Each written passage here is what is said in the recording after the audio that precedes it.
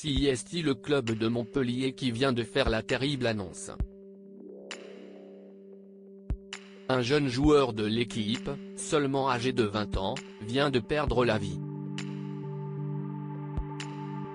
Le jeune sportif se battait depuis plusieurs années après un terrible accident. CIST, une nouvelle qui a plongé dans le deuil le football français. À seulement 20 ans, le jeune Michael Virade a perdu la vie, comme l'a annoncé son club, le Montpellier Hérault Sport Club, MHSC. Il faut dire que la trajectoire du jeune homme, arrivé de La Réunion en France en août 2018, a connu un tournant tragique.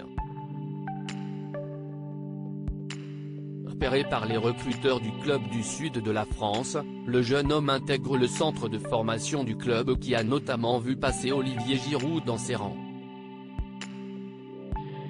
Malheureusement, seulement 6 mois après son arrivée à Montpellier, celui qui évoluait au poste de gardien de but, est victime d'un arrêt cardio-respiratoire, qui a été provoqué par une gastro-entérite.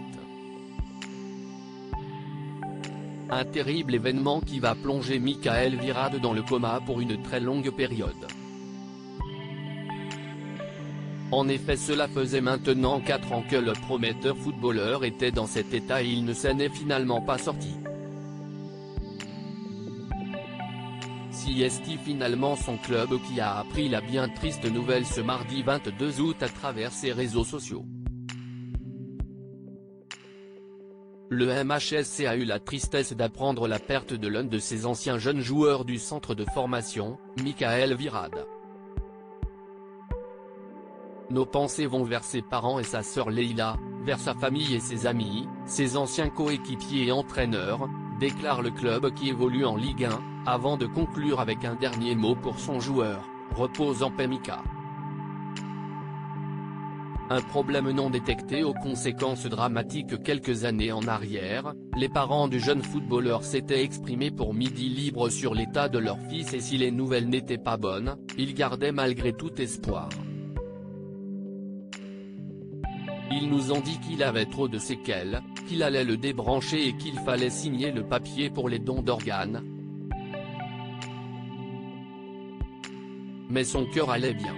Moi je suis très croyante, avec l'espoir qu'il allait vivre. Tout le monde croyait qu'il allait mourir sauf nous, déclarait la mère du défunt. Malheureusement pour eux, Michael n'a donc pas survécu à ces nombreuses séquelles, survenues après un arrêt cardiaque en février 2019. Après examen, il s'est avéré que l'origine du problème est venue d'une crise de diabète non détectée. Les parents du jeune homme ont alors saisi la justice en accusant le secteur hospitalier de lourdes fautes.